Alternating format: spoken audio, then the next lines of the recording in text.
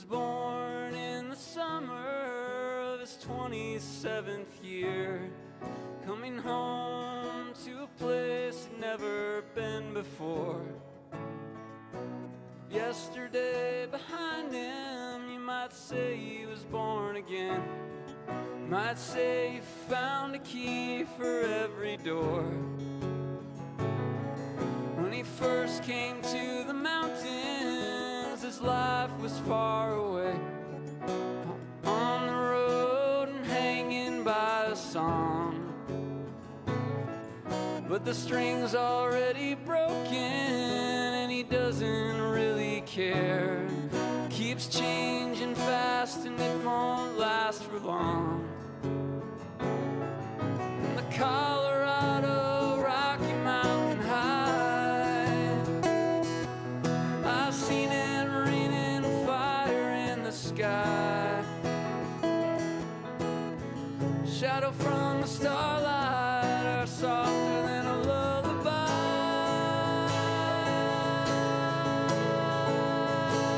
Rocky Mountain High, Colorado.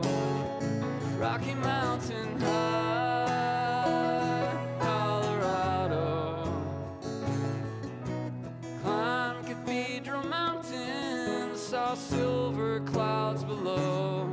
Saw everything as far as you can see. And they say that he got crazy once and he tried to touch the sun. And he lost a friend but kept the memory. Now he walks in quiet solitude in the forest and the streams, seeking grace in every step he takes. His side is turned inside himself to try and understand the serenity of a clear blue mountain lake. And the Colorado Rocky Mountain High, I've seen it raining fire in the sky. Talk to God and listen to the casual reply.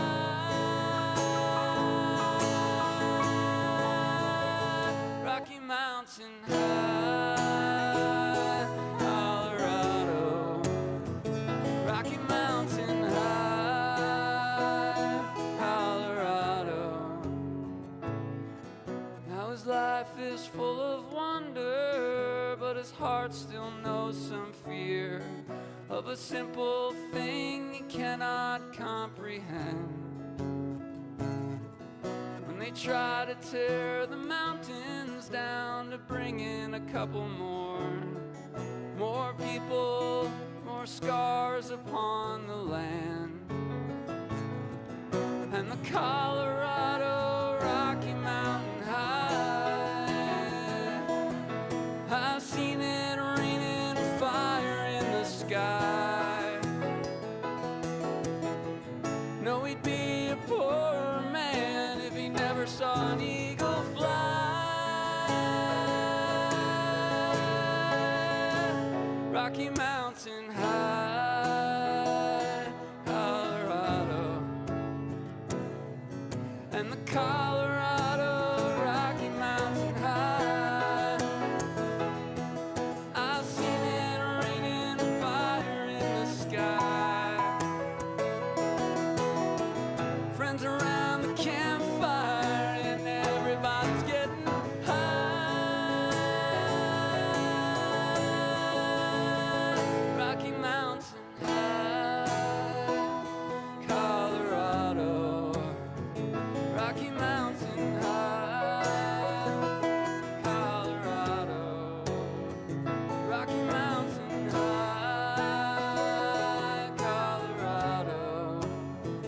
Rocky Mountain High.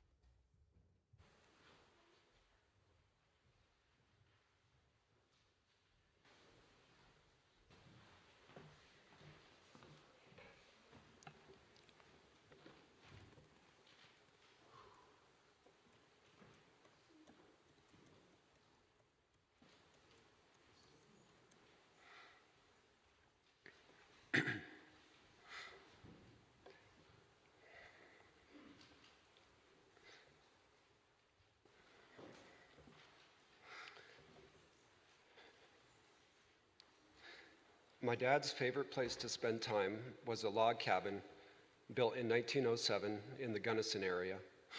Some of you may have enjoyed spending summer days up there with him and our family. Each year, he'd lead the ritual of opening the house for the summer in June and closing it down for the winter in September. This past June, as we stumbled through the early weeks of life without my dad, my mom, uncle, brother-in-law, and I gathered at the log house to open it for the summer. Theodora, my parents' golden retriever, was there too, and as we all headed to bed for the night, she went straight to the spot on the floor next to the bed where my dad would always sleep. She was looking for Bill. I continued to look for him too. Initially, I looked for him out of habit. Now, looking for his influence in myself and his friends and family is a source of solace, cherished remembrance, and even joy. I look for his agile intelligence that breaks down a challenge to figure out a path forward. I look for his kindness, curiosity, and ability to listen deeply. I look for his gentle but unstoppable drive when scaling a mountain and his gratitude for the experience afterwards. Indeed, we gather here today as a group of people who look for Bill. Thank you for helping us give full expression to the comfort, wisdom, and companionship we find when we do so. While we won't find his head poking above the crowds at the stock show this January, I hope that long after today, we'll all continue to look for Bill and let him shine through each of us in abundance.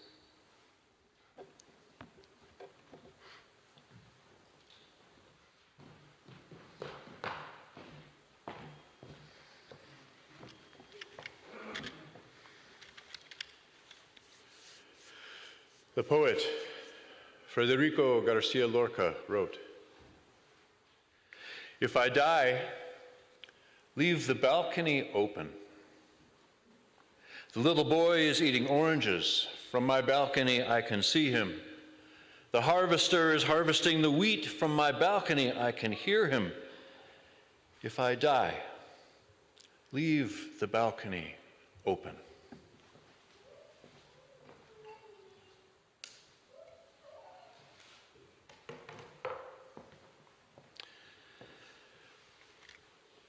Bill Moore, wherever you might be at this moment, the balcony is as open as we can make it. Your family and friends, this community that has loved you, is gathered here in the company of each other to reluctantly say goodbye. Wherever you are on your journey, know you have made a difference on this earth, among these people, upon the future. And we ask that in your own way, you smile on us gathered here, and know that we miss your voice and your touch. We miss your caring and your laughter. We miss your presence and your company. Know that we wish you well. To everything there's a season, a time for every purpose under heaven, a time to be born, a time to die, a time to break down, a time to build up, a time to weep, a time to laugh, a time to mourn, a time to dance. Good morning and welcome to this remembrance of Bill Moore, who has passed out of our common life. And there is sadness, and there is mourning to do. For we miss him, and all that was left undone. And there is celebrating to do, for he was a kind man, and a loving partner and father, he was one who walked softly on this earth. And there is wondering to do, because this was not supposed to happen.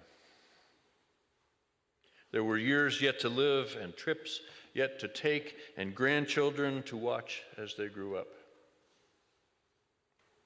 Bill Moore was a fine and fierce friend, a husband and father, a lover of nature, a climber of mountains, a weaver of baskets, a keen observer of life and of pain and of love.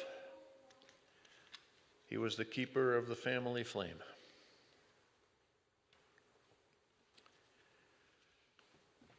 Dear Lorna, beloved wife and partner, you are feeling that things will never be the same. And you're right. You will be more lonely, at least for a while, and in time, you will grow stronger. Grief will stretch your soul, will weaken the walls that all of us build in this world to pretend that we are safe, to hold our vulnerability, to define our boundaries. And you are strong, and you are resilient, and you've been through a lot. You and Bill were joined in marriage and in spirit, and your bonds will last forever. We pray for you to receive Bill in death as you received him in life, and know he'd want to be watching over you, caring for you, listening to you. Know that your path from this time forward into the unknown of the future is not in solitude, but in the company and comforted by his Spirit, which will live on in your heart and soul and in the memories of this gathered community. In a way, we've come today to search for life's deepest meanings. We have, all of us, received gifts of the mind and body and spirit that are not of our own making. We come from mystery, and we return to whence we came. In this brief time today, we will attempt in our clumsy way to give closure to the physical life of a human being. And it's good to remember that in doing so, we are united with the wisdom and the customs of the ages. If we allow ourselves to, in this time, we can experience and embrace, feel the embrace of the ageless human community who have known both life and death, who have also lost those that they loved, who have asked the same questions. In this spirit, we join our individual feelings and thoughts, as well as the faiths that sustain us, into a harmony of remembrance and affirmation. A poet once wrote, "A butterfly lights beside us like a sunbeam, and for that brief moment its glory and beauty belong to this world. But then it flies on again, and though we wish it could have stayed, we feel so lucky to have seen it." May such gratitude be ours, to see, to feel, and to share today.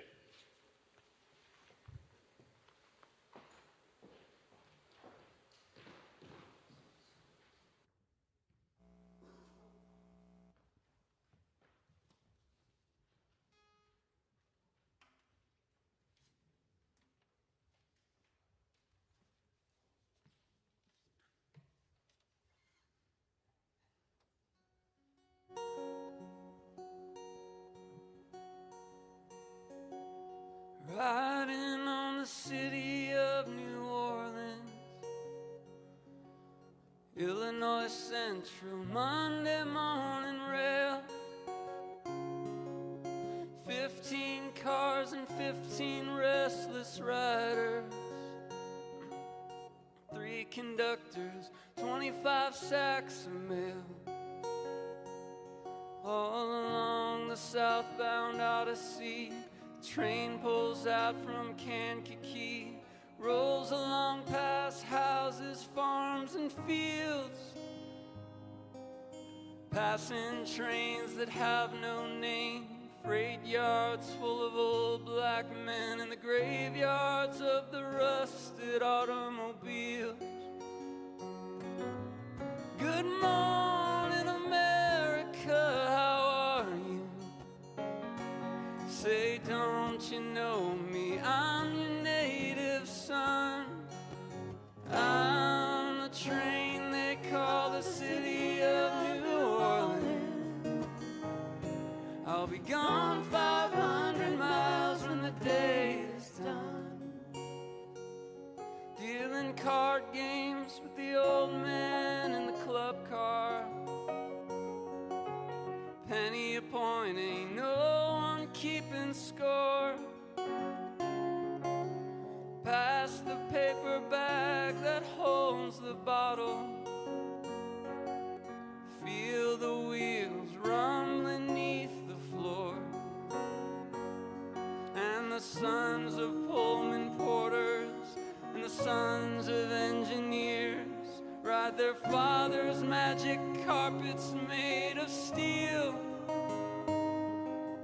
Mothers with their babes asleep, rocking to the gentle beat, and the rhythm of the rails is all they feel. Good morning, America, how are you? Say, don't you know me? I'm your native son. I'm the train they call the city of New Orleans. I'll be gone 500 miles when the day is done. Nighttime on the city of New Orleans, changing cars in Memphis, Tennessee. Halfway home, we'll be there by the morning. Through the Mississippi darkness, rolling down to the sea. But all the towns and people seem to fit into a bad dream, and the steel rails still ain't heard the news. Conductor sings his songs again. Passengers will please refrain. This train got the disappearing railroad blues. Good night, America, how are you? Say, don't you know me? I'm your native son. I'm the train they call the city of New Orleans. I'll be gone 500 miles when the day is done. I'll be gone 500 miles when the day is done.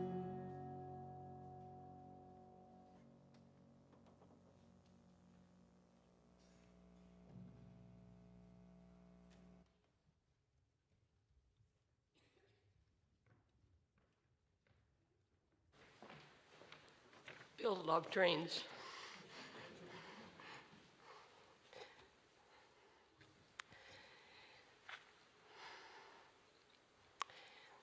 This eulogy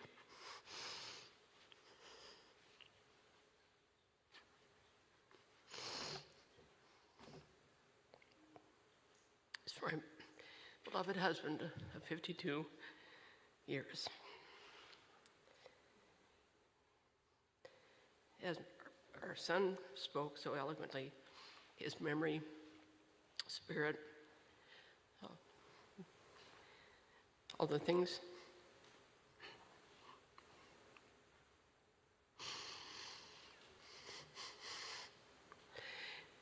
to remind us of his presence. Trains are one, but I'm going to speak to three today. The first is mountains. Mountain was his default password. He always gravitated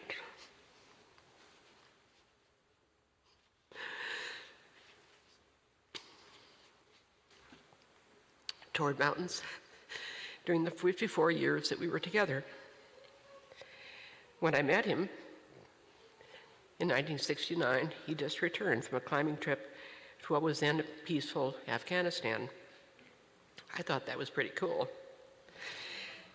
Fortunately, a friend introduced us. We had a few dates, then I was off to graduate school and other such things. But I returned to Colorado in the summer to teach at a school in Carbondale, Colorado Rocky Mountain School. And we got to know each other. We did a number of climbs.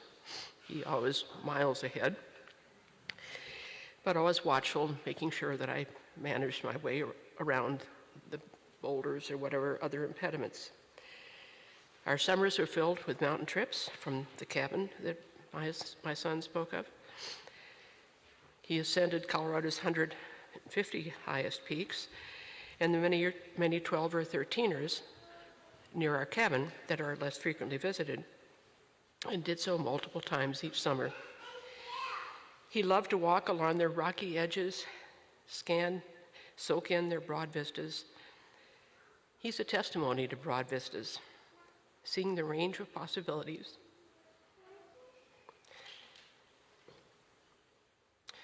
And the beauty in all things. We will always remember you whenever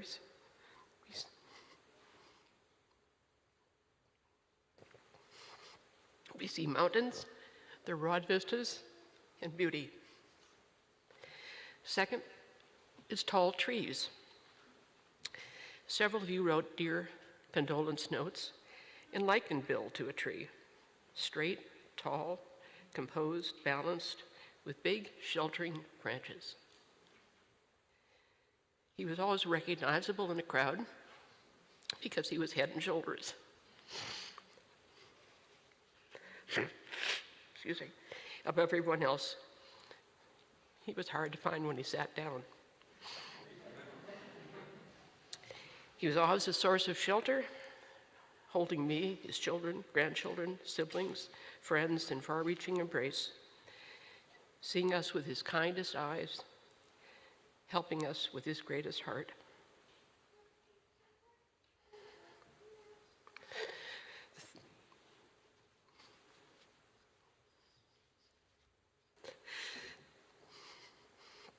The third is family. Family, the basic unit of society. We belong to several.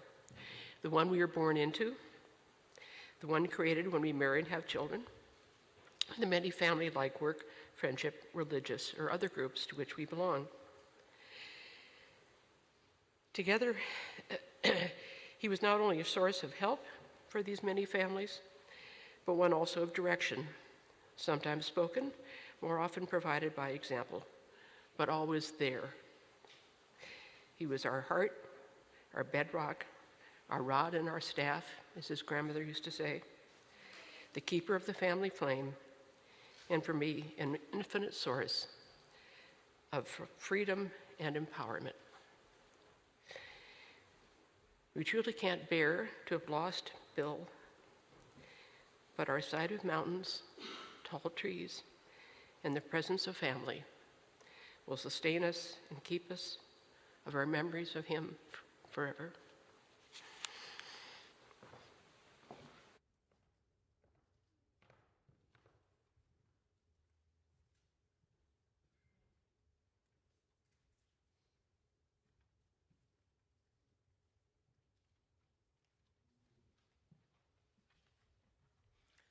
Please rise if you are willing and able and join us in singing Simple Gifts. Lyrics are in the program. We'll sing it through 2 times.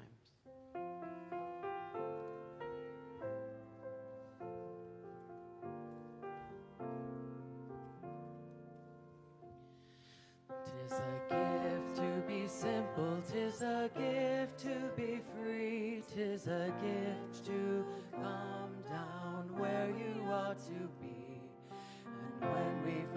ourselves in the place just right, 'twill be in the valley of love and delight.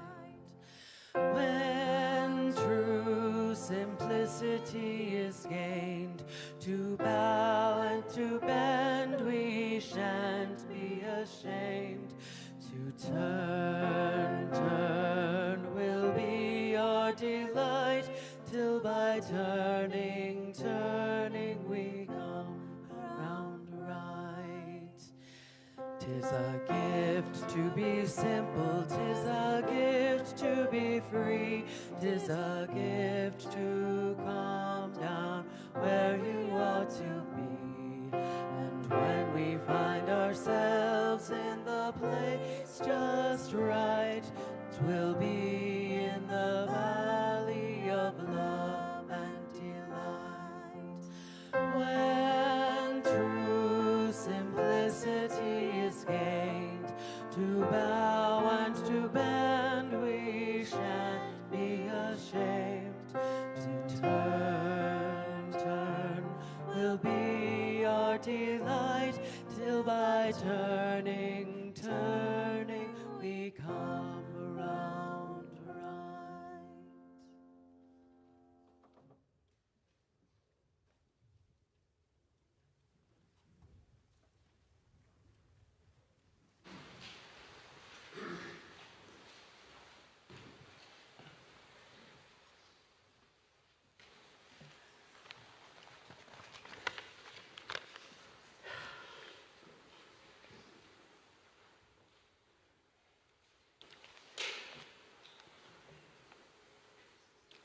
My name is Anna Moore Valeri, and I am Bill's sister. I was born 18 months after he was, and thus became chronologically the first person on a list, a very long list, of people he spent his life taking care of. That debt that I had with him was partially acknowledged when I named my first son, William, now known as Bill.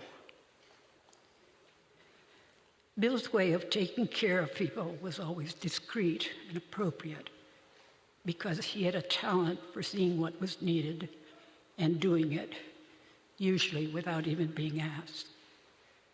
When I married an Italian and moved to Italy, I'm sure he was perplexed. But if he was, he never said so, and was always supportive of me and my husband. When my husband became ill and was unable to travel anymore, Bill's keen understanding of human nature told him that this was a very difficult sacrifice for me. And he and Lorna started including me in the wonderful trips that they took every winter so that I was able to see the Galapagos, Mexico, Spain, Costa Rica, Morocco, and many other amazing places I would never have been able to see on my own. Although Bill and Lorna lived in Denver, Bill was in constant contact with our parents who lived in Pasadena. We made sure that all family members were there for the opulent Christmas celebrations which my mother organized every year until her death in 2013. Christmas at 1080 became famous in our family, and everyone always came. Usually Bill was the first one to arrive, and he had set up the tree and started decorating it by the time we arrived. He was indeed the spirit of Christmas. Another person that Bill had always taken care of as soon as he started living in Denver was our maternal grandmother, Anna Reynolds, known in the family as Peebo. She lived in a fine old house on the corner of Marion Street and 7th Avenue, just a few blocks from here. She told me that he would stop by every day after work just to chat with her.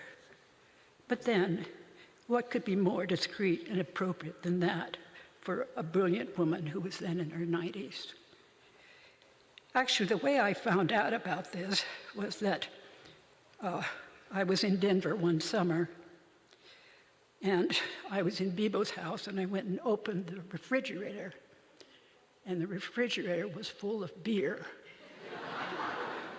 Of course, my grandmother did not drink beer, but this was Bibo's way of making sure that these visits would continue.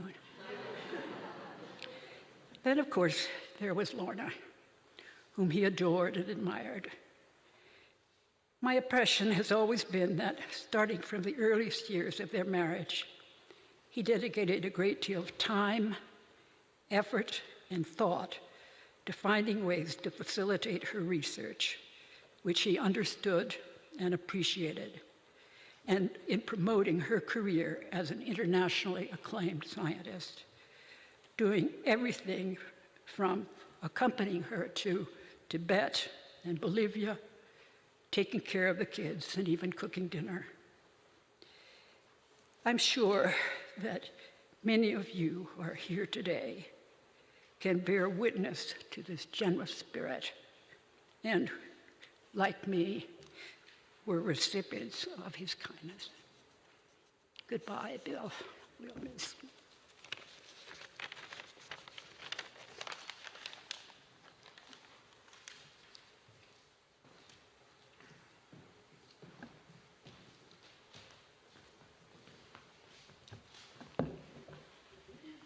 Hi there. I'm Bill's younger brother. They say there's a family resemblance.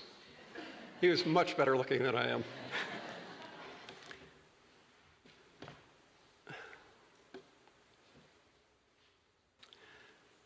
Today, we celebrate the memory of Bill, of this much-loved man, brother, and the admirable life he led.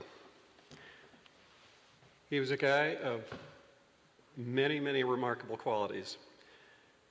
For me, the ones that come to mind most strongly are his love of family, his generous spirit, and of course, as you've heard, his great love of the mountains and nature.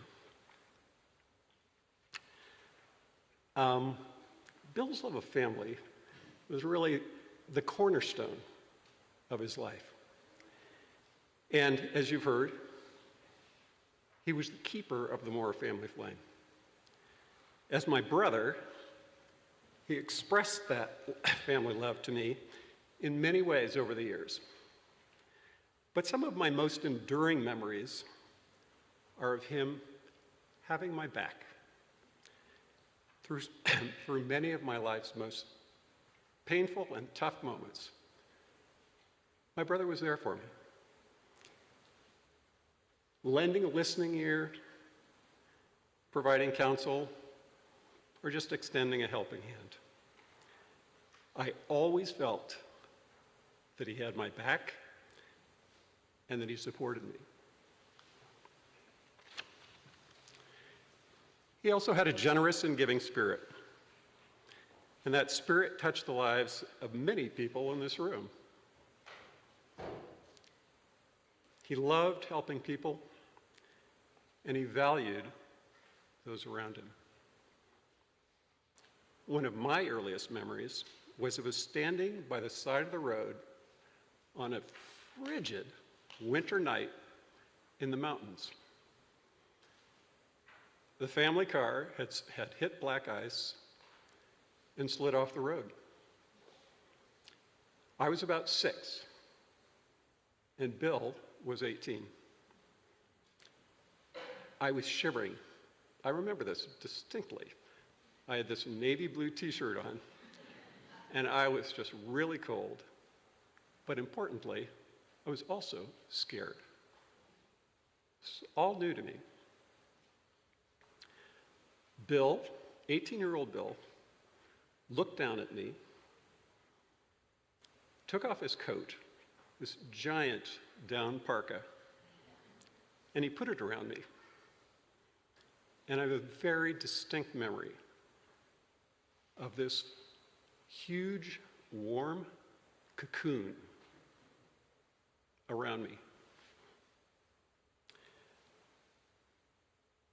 He took care of me. I felt safe. And I felt supported. And I knew everything. My 6-year-old brain said, everything's going to be okay. Another early recollection is of the two of us going to the Pasadena train station every single night for months. As you know, you've heard the song, Bill loved trains, absolutely loved trains. And over time, he developed a relationship, friendly relationship, with one of the engineers of the switch engine that would go back and forth every night. And I don't know exactly how he did it, but he was able to convince the engineer to take us both onto the switch engine and allow us to drive the train. Well, you know, as a 9-year-old, I thought, wow, this is really cool. And I felt so lucky to have him as a brother. Even then, I realized, this is just, this guy's amazing. I realized later on, with some time, that as his companion on these nightly forays, that he had made 9-year-old me, he was 21, he'd made 9-year-old me feel valued. I think he had a knack for making people valued. And it was one that really sort of came down through his life. He made those around him feel valued.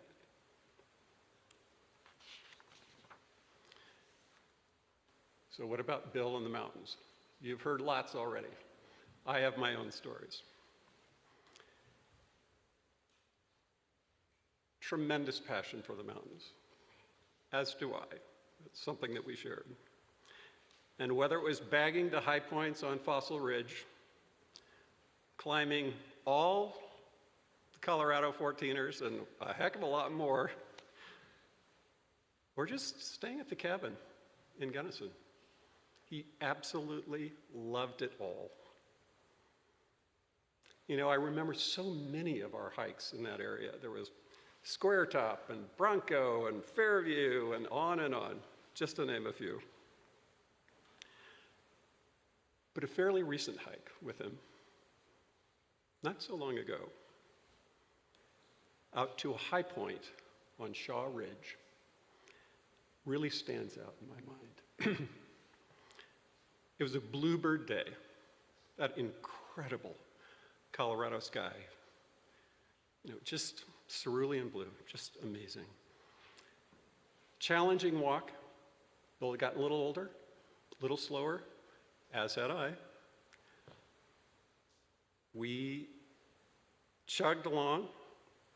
The views were absolutely incredible, just transporting. But most importantly, Bill and I were together on the summit, savoring the moment. And I know my brother felt such pleasure and peace when he was up in those wild places. I feel so lucky to have been able to share those moments with him. You've heard a little bit about a cabin. And as you know, the family cabin on Gold Creek always held a special place in his heart. He loved the simplicity and the beauty of cabin life. No TV, no internet, no electricity, sometimes no plumbing. Nothing to take him out of the daily the daily rhythm of nature, the ebb and flow, the daily kind of circadian rhythm of nature. He relished cutting wood by the cord, and we have stacks to prove it.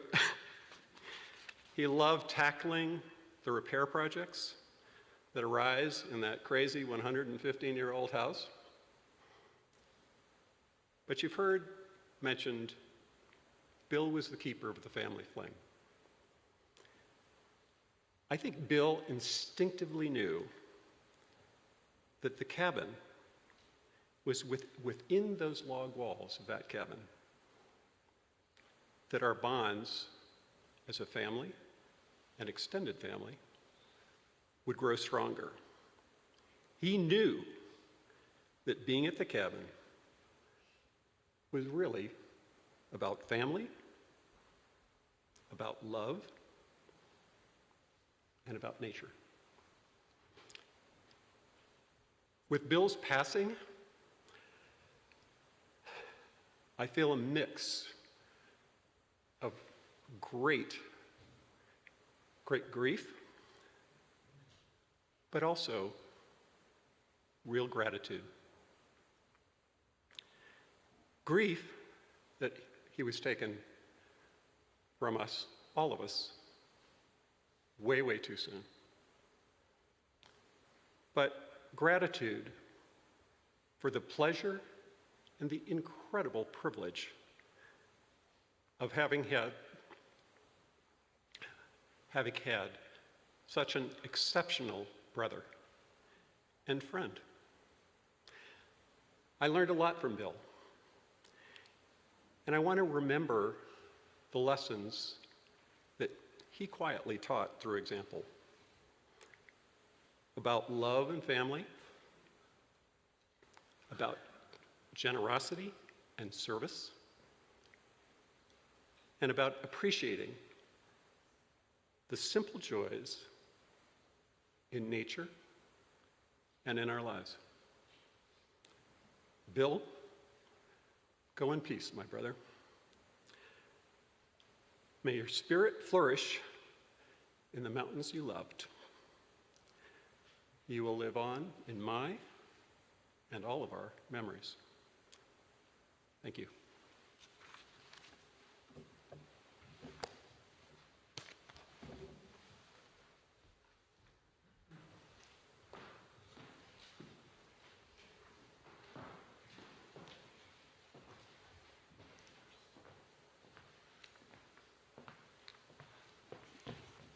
I am Bill's other younger brother. My name is Ren, and my brother Bill, as we sometimes referred to him, he wasn't just a brother.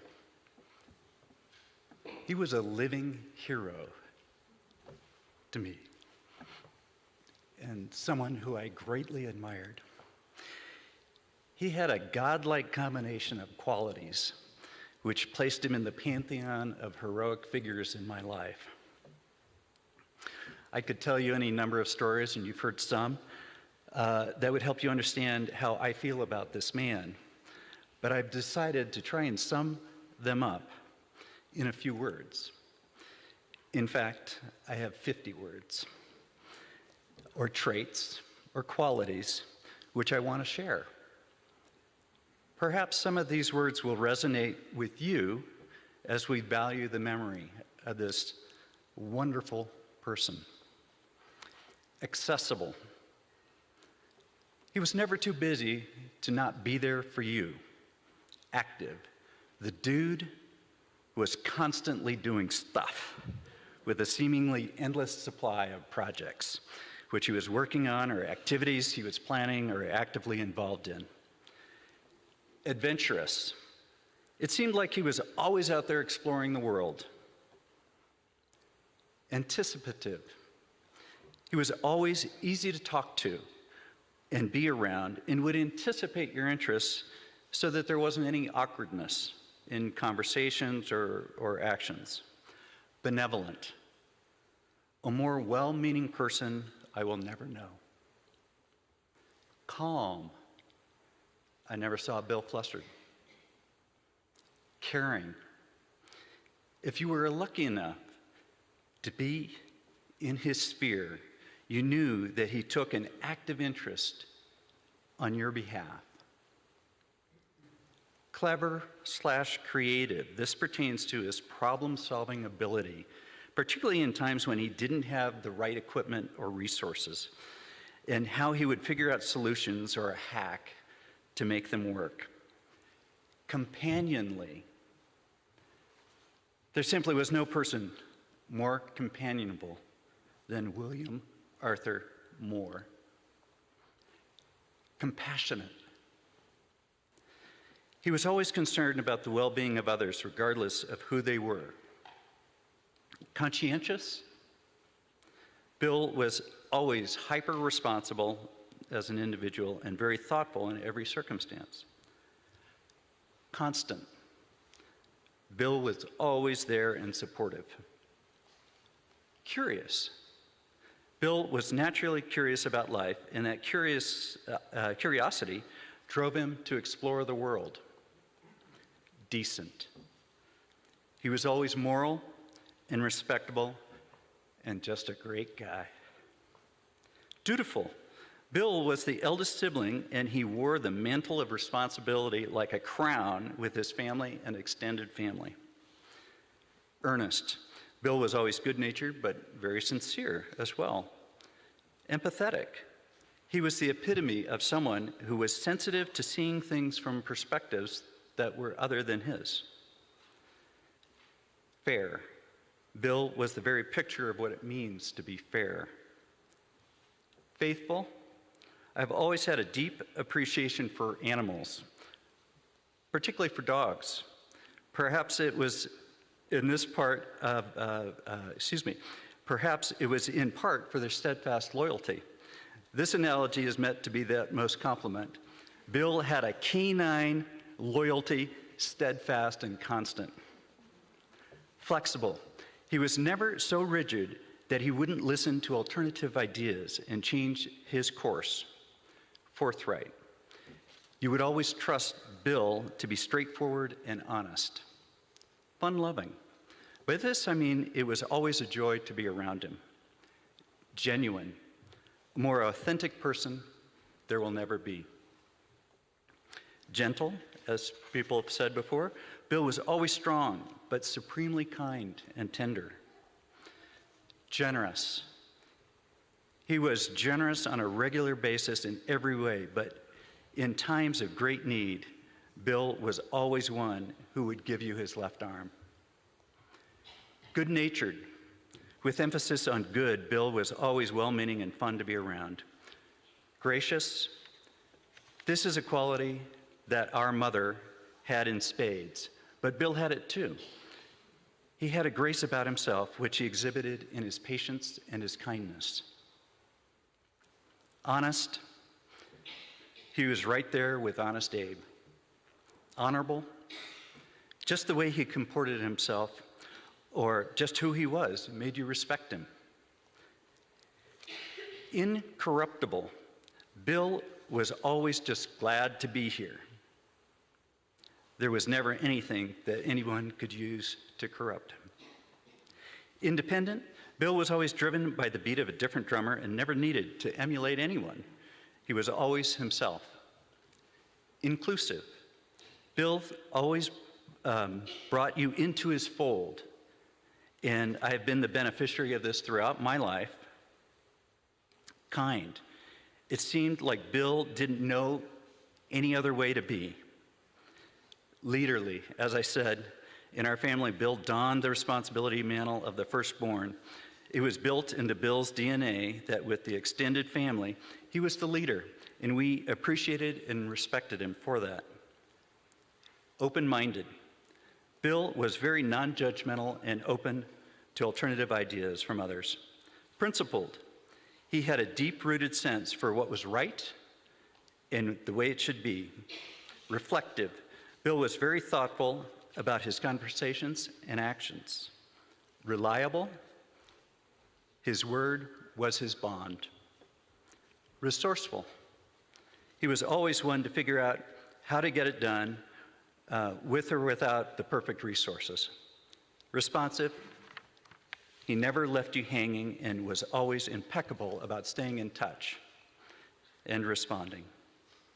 Sage. For as long as I knew Bill,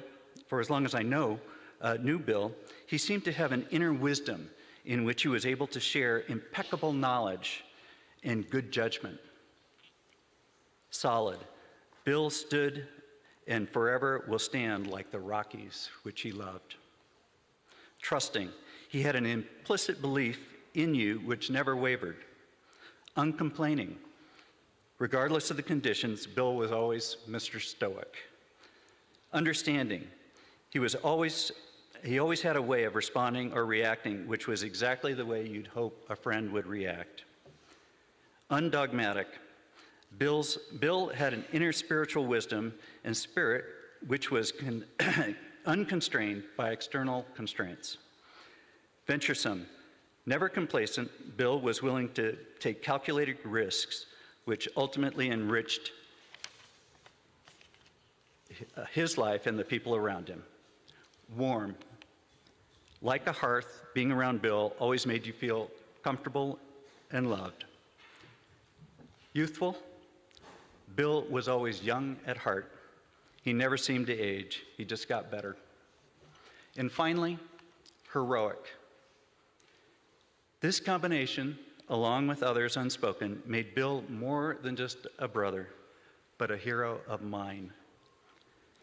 Perhaps you have the same or other words to describe this monumental man, but Bill will always be an inspiration for me and someone I am proud to emulate in any way that I can. Thank you.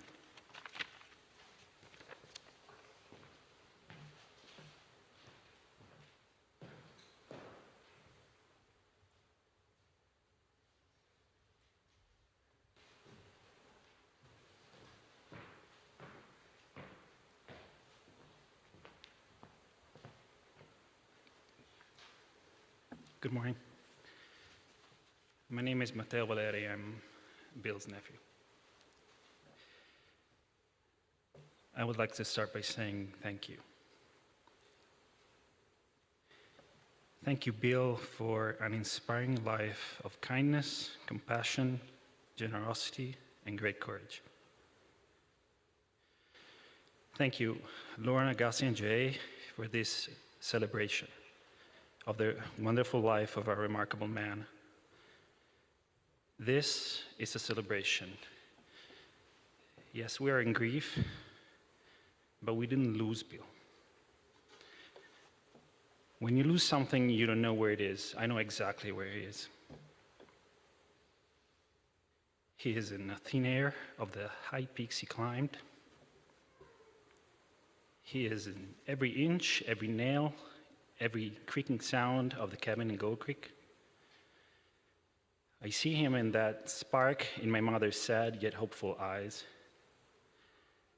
I know he is in my voice when I manage to speak softly to reprimand my kids and resist the first instinct of screaming at them. He's all around us today, and above all, is in our hearts, and there he will be forever. Ciao, Bill. I will be seeing you every day. Thank you.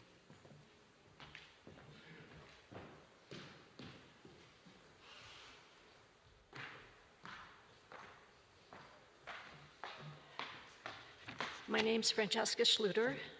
I notice there's a generational difference with those of us with paper and those of us with not. Bill was truly a man of the Rockies in Colorado, but he had roots in California, and I'm representing California here with us today, and the Schluter family and our extended family in Texas too. I wore that for those who wanted to be here because he really made an impact on a huge number of us. My mother and Bill's mother, Eudora, Yudi, were the best of friends from the early 1950s. Both were transplants to Pasadena, California. Over the decades, their friendship bonded our two families. and from Christmas Eves together in the 1960s until the families got too big and they had the big gala events of which Anna spoke, to other large reunions we had every holiday season. There were summer trips to the cabin, birthdays, weddings, and funerals that we shared together over these decades. I knew and loved Bill's grandmother, Bebo. I knew his parents, Dinny Moore, and probably only a few of you know what that name comes from, and Yudi. They were tremendous figures in my life. I've known Bill, his siblings, the in-laws, their children. I held Bill's first grandchild, and I held both of his children when they were infants. 5 generations of a truly remarkable family. My earliest recollection of Bill is through the comments of my father, who was a doctor. Bill was in the mountains of Pakistan in the Peace Corps, and never during that time did Bill experience any GI illness. None, never. My father shook his head and laughed and commented that Bill had already been exposed to every possible food and waterborne pathogen, and he had, as having grown up in a family that camped all over California, Baja, Mexico, and he had tasted the water out of probably every stream in Colorado. His mother took the family on quick forays into our San Gabriel Mountains, many trips to Baja, California. My next recollection is from 1968, when his mother, Yudi, organized a Thanksgiving camping trip to Saline Valley, camping. Saline Valley is the valley next to Death Valley in California. Bill drove one of my brothers from Los Angeles in his VW Squareback. Like Mario Andretti, my brother commented, as he has never forgotten that trip. Over the San Gabriel Mountains, across the Owens Valley, through the White Mountains, and across the desert, at high speed, chatting and happy, nonplussed by massive holes, terrifying drop-offs. Some of us have also had such drives with Bill, I think. My family made the trip from California to Colorado for Bill and Lorna's wedding, 1971. What a couple. What a wedding. And we will all remember the events of that wonderful day. But we have special memories of the rehearsal dinner at the Perry's Ranch in Carbondale. A storm was blowing in that warm summer night, and as if to bless that union, a moonbow appeared in the sky over that valley. And we were to learn that this was an extraordinary event, truly meant something. A magical moment. As has been said before, a man of endless curiosity, ever the student, but a gifted teacher as well, and didn't we all benefit from the knowledge that he shared with us? To have spent time with Bill was to have known his kindness, generosity, and honor. Just this last February, Lorna was speaking as a guest lecturer at Loma Linda University in California. Following her days there, Bill and Lorna came and joined my husband Greg and me at our home in Pasadena. We had dinner at Mahari's, which was a decades-long spot the Moores would frequent during their Christmas trips. And Bill enjoyed a huge chili relleno dinner and a margarita. He saw the mountains of his childhood cloaked in snow. He mentioned that he wasn't feeling actually quite well and had difficulty pinpointing his problem. Just 3 days after returning to Denver, he emailed us and said the cause of his problems had been stage 4 pancreatic cancer. He commented that the weekend in California had been the last time he considered himself to be a healthy man. I'm a physician, and I know that Bill would have not wanted to miss one moment with his children or grandchildren, who he adored. I know he so looked forward to his trip, that was to have happened in May, with his beloved sister Anna and Lorna. I know there was another summer at the cabin and probably another couple of 12,000-foot peaks he wanted to walk. But Bill, in missing those, also missed the process of getting old. He never experienced it. And part of me thinks that's okay. That February weekend in California, Bill expressed so much love for his siblings and his deep and joyful devotion to his children and his grandchildren. He arrived at our house in pouring rain and tenderly embraced Lorna. I had 2 rooms to offer upstairs. One had a full-size bed, and I suggested Bill would want to stretch out there, what with his being a little tall, as we've all mentioned. The other room had 2 small twin beds, and Bill emphatically said, "I want to sleep next to Lorna," and that's where he curled up every night. Thank you.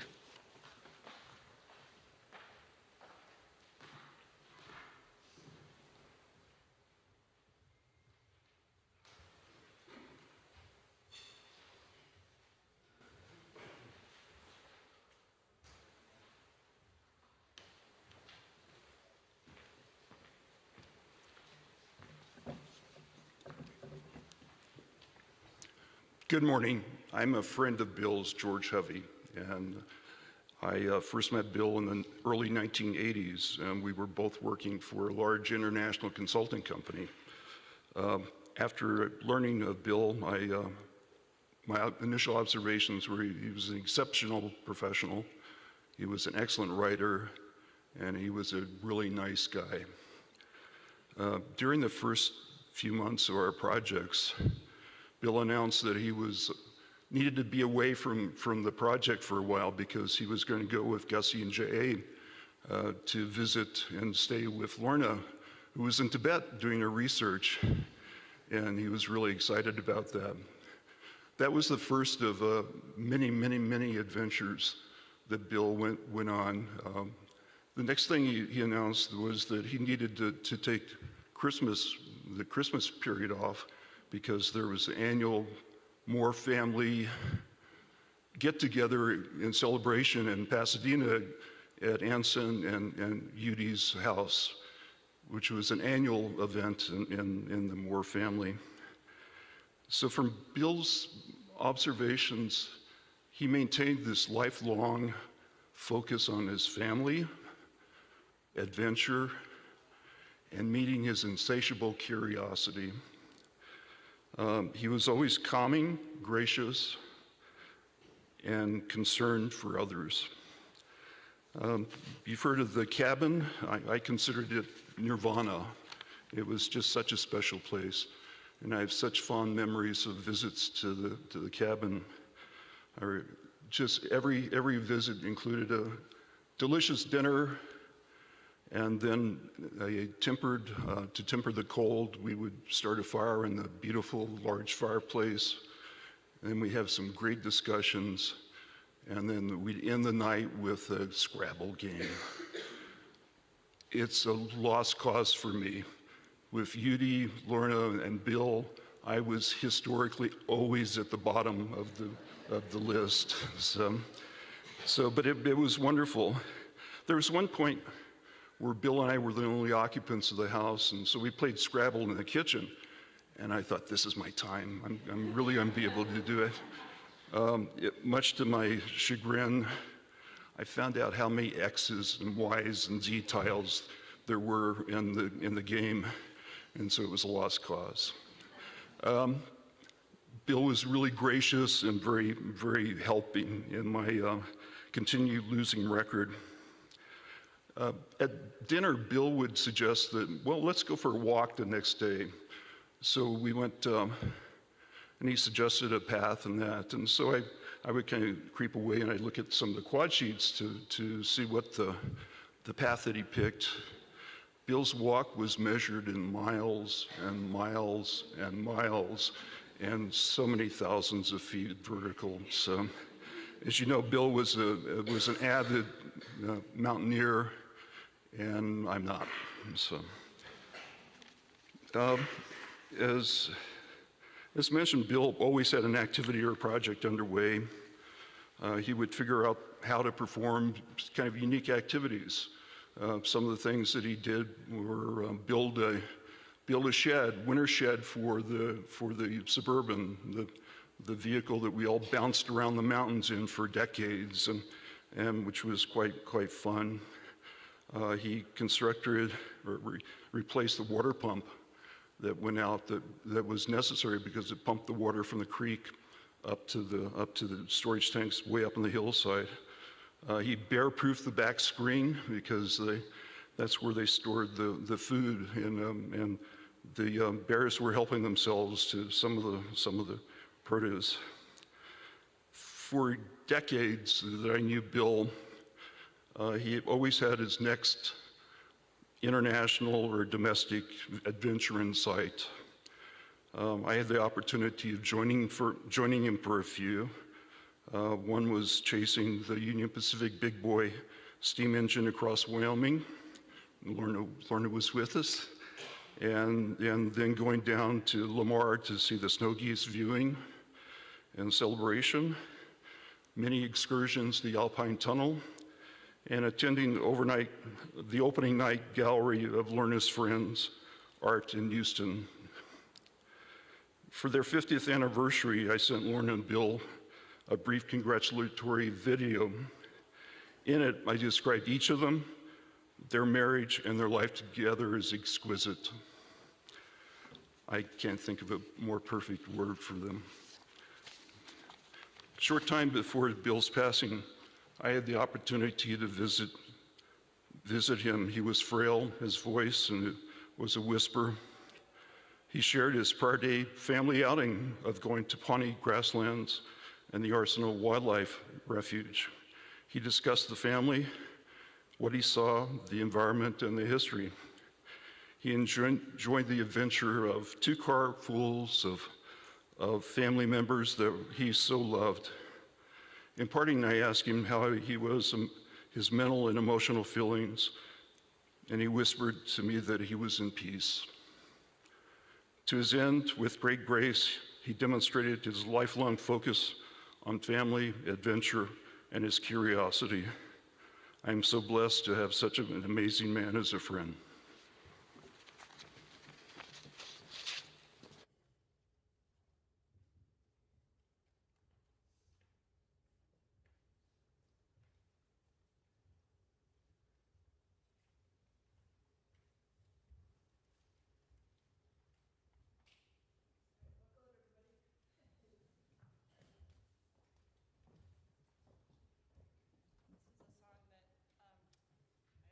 Dad used to sing to my brother and me.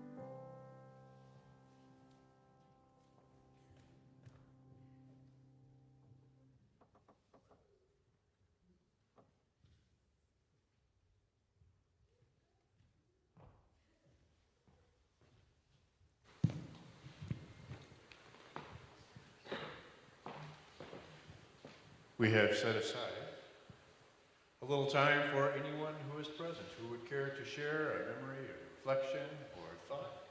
And if you have something you'd like to share on this occasion, please raise your hand or catch my attention, and I will bring you the microphone.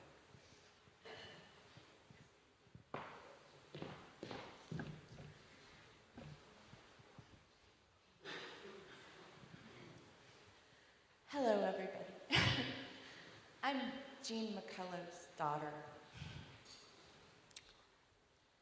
There is absolutely nothing that would have kept my father away from today.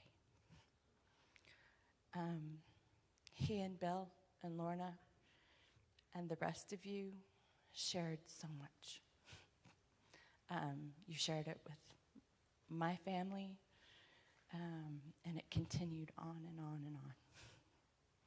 And I just wanted to let you know that the spirit of my father is here today, too.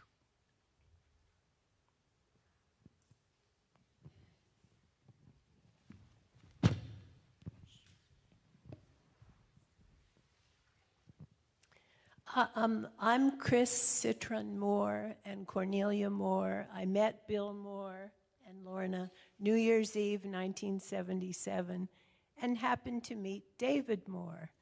So Bill Moore was the best man at our wedding, and we became part of the immediate family, even though they were just cousins. And Bill Moore and David Moore's fathers were brothers. Dave Moore was also very, very tall. And I picture Bill and Dave still now somewhere out there climbing mountains. They're true mountaineers. When Bill was the best man at our wedding in New York, Dave kept saying, "I do," too soon. So Bill was there helping along. And when Dave was gone prematurely, Bill came to every one of Cornelia's dance performances for her graduation as a dance major at Metro. He just made a special point of being there all the time.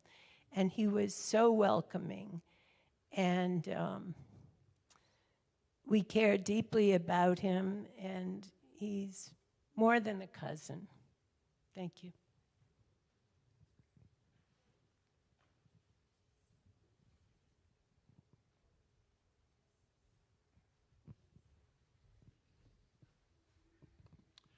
I'm Josh Grindley. Lorna is my sister. And Bill was a real hero to me. It was so wonderful when Bill and Lorna got married on our front lawn. I won't go into those details. What I wanted to just quickly share, and I thought it was appropriate after what we just heard, that I love mountains. And, you know, it started back in high school when we were in Redstone and whatnot. We don't need all that history.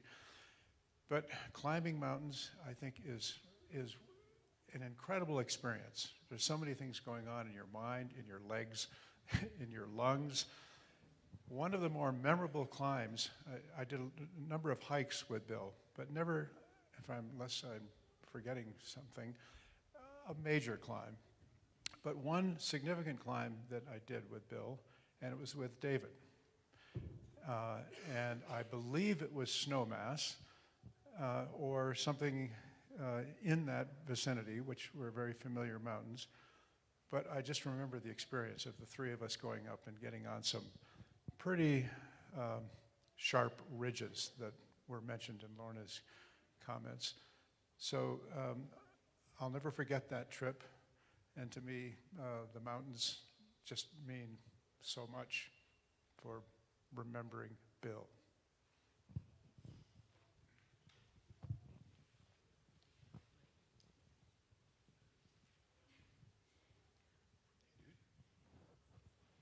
I miss Grandpa Boy.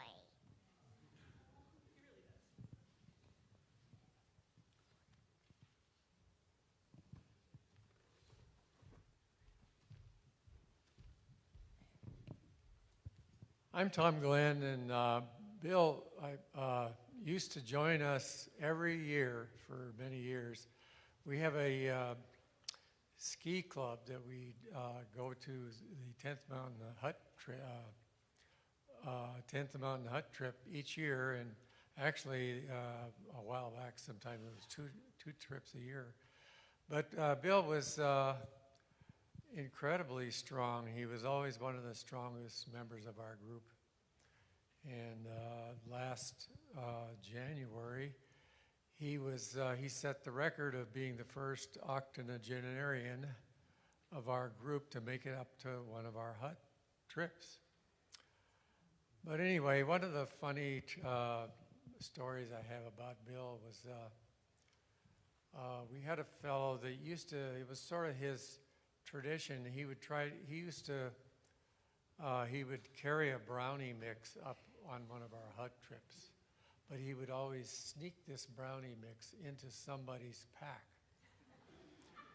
And one year Jerry could not make it, but he sent me the brownie mix in the mail. So it was my duty to make sure the brownie mix got stuck into somebody's pack. And another friend of mine, George Lemko, we arrived at the parking lot at the trailhead, and this was just Bill and I actually driven up together. George came over, and it was just at this time Bill made the comment. He said, "Well, at least Jerry's not here. We don't have to worry about the brownie mix." And George and I looked at each other, and we knew exactly who was going to carry the brownie mix that time. So Bill discovered the brownie mix about halfway up, and he's a good sport. He was always a good sport, and he carried it the rest of the way. But he was always even-tempered, never got angry, never got upset. Sometimes things don't always go right on some of these trips, but he was very laid back and even-tempered. So we're going to miss Bill because we were hoping for many more post-80 trips with Bill because he was so strong on his last trip.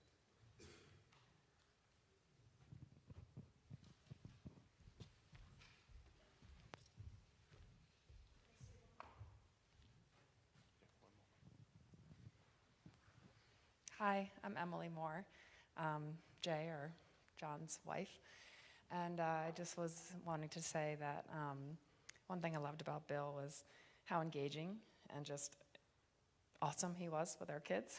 And, he was just kind of like, I don't know, we called him the baby whisperer at times. Like, he really just so great. And I have two distinct memories. One is, him coming over to help out with the kids or hang out with them. And we have this train set that my son, who's also really into trains, has with all the, the tracks and everything. And there's probably, 100 pieces or something? And I always just try to put together a little circle. But anyway, he managed to put together all 100 into this massive, track. And anyway, it was pretty impressive to Olin and me alike. And he just, kind of played with them and did his thing. And it was just really cool. And then the second memory is with my daughter. I think Bill had a big sweet tooth, and as do I, a really, really big sweet tooth. And, Gina was not at the age yet to be able to eat food, but we were having dinner, and I don't know, so she was probably 6 months.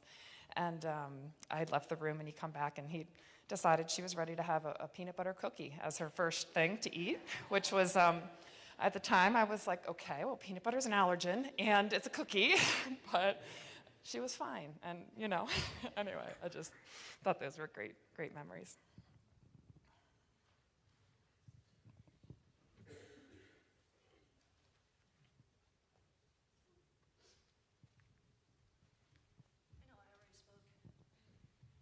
I just wanted to say that Bill managed to get my cousin, who had the art show in Houston, to go up Fairview. Do you remember that, Lorna? I've never seen my cousin climb a flight of stairs. And somehow, with his slow, kind graciousness, he got her to climb Fairview.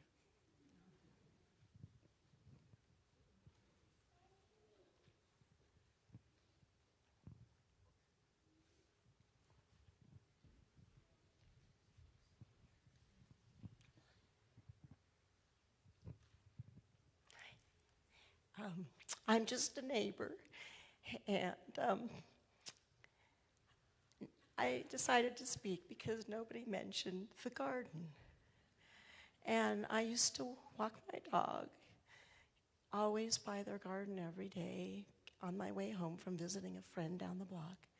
And he'd be out there, or Lorna'd be out there, in their beautiful, huge garden. And, you know, it takes a special person or persons to want that big a garden, let alone make it so beautiful. And we would always talk, and we had a common thread from friends in Denver and the mountains and the dogs. And, you know, I lived in the next block, but we had many lovely conversations, and I didn't know all these wonderful other things about him that I heard today. And I would have loved to have talked to him about some of those trips and mountains. And he was wonderful, and so was Lorna. And I'm just thrilled to have ever met him and know Lorna as a neighbor. So that's all. Oh.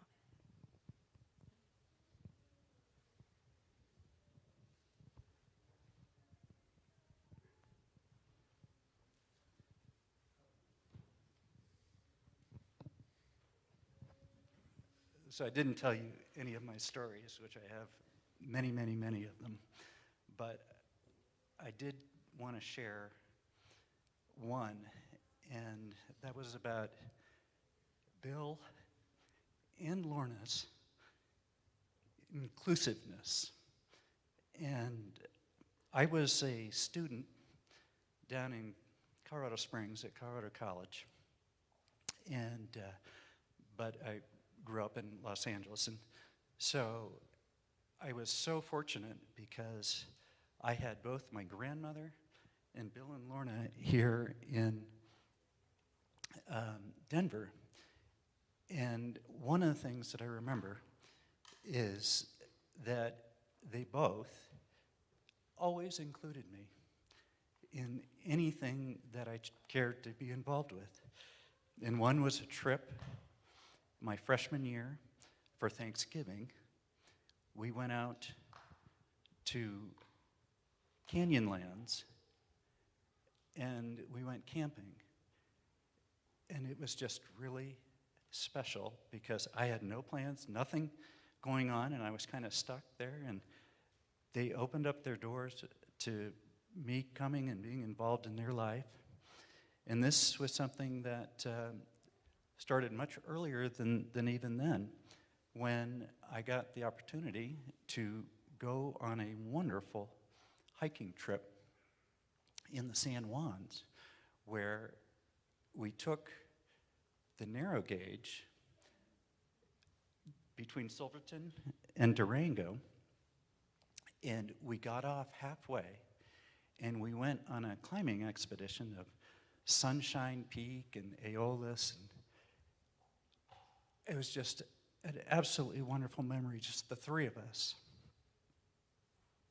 And to this day, just that inclusivity is something that was just very special to me. Anyway, thank you, Lorna.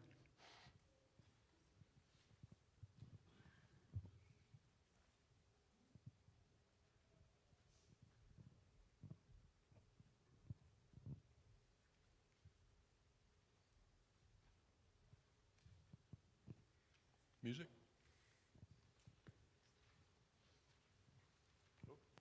Oops, hold on one second.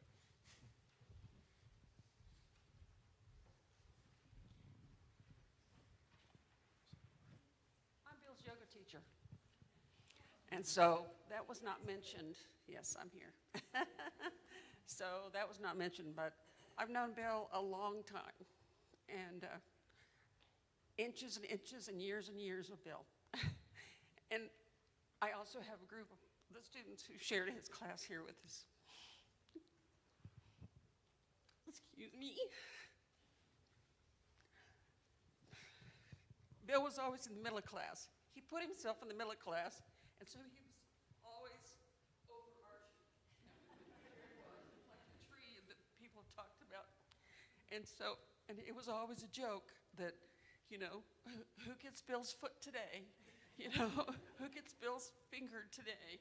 Something like that. So, but he was always there when he was in town. And I still look at that spot where he always was. And I'll miss him there forever. Thank you, Lorna.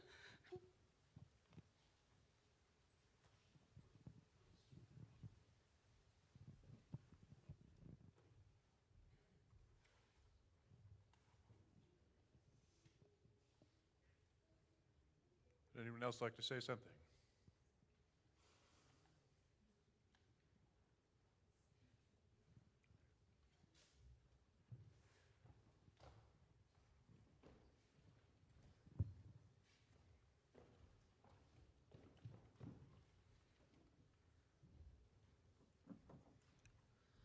We'll now sing 3 verses of Amazing Grace, the last of which is printed in your bulletin. Feel free to join us on any and all of them if you feel so moved.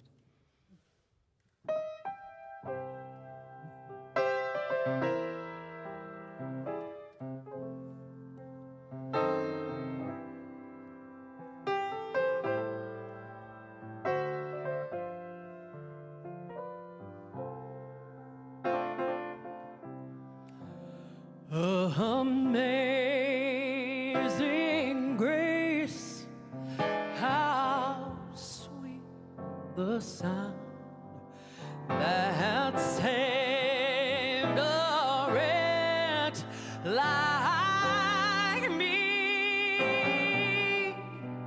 I once was lost, but now was blind, but now I see. Lord hath promised good to me. His word my hope secure.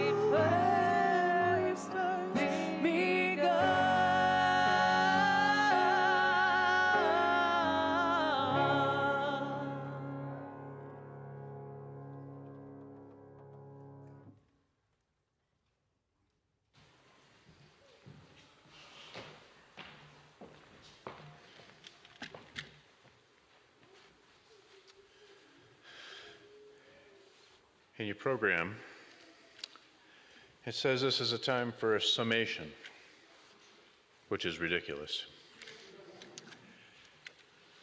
But I would like to share a few things, or I should say reshare a few things that have just caught my attention over our time together this morning. Bill was a loving husband of 52 years. He sees the beauty in all things. Like a tall tree, straight, a source of shelter for all. A source of direction for family, sometimes by word, more often by example. Bill's way of taking care of people was discreet. He was the spirit of Christmas. He spent much time and thought into supporting and facilitating Lorna's career. My brother was there for me. He had my back. He gave his parka to a scared, frigid brother. He took care of me. We got to drive the switching train. The guy was amazing.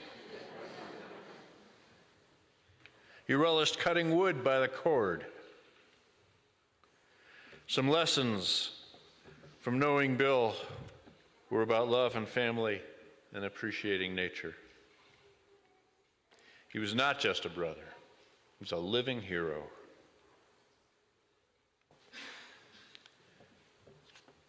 I'm not going to get all 50.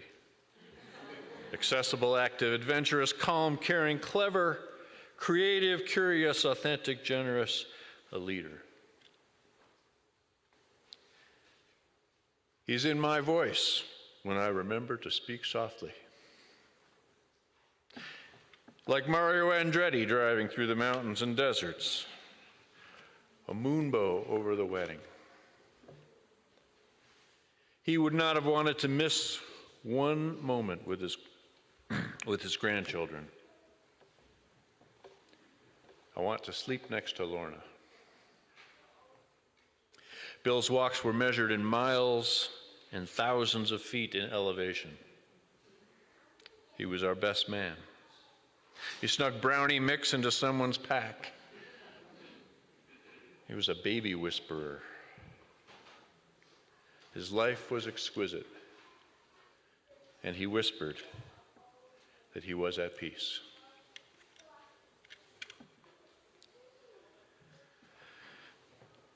The elements of the cosmos, the very stuff of the stars,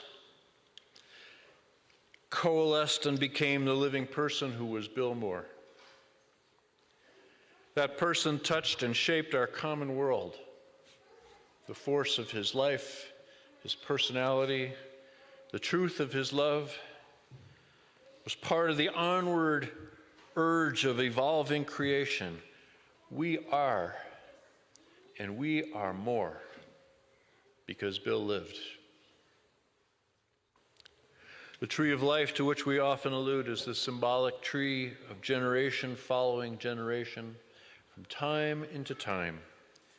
And we proclaim that the name William Arthur Moore has been written on the tree of life forever.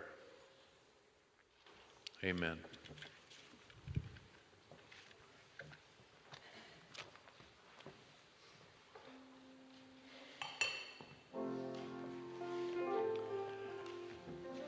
Our service is ended. Please join us for a reception.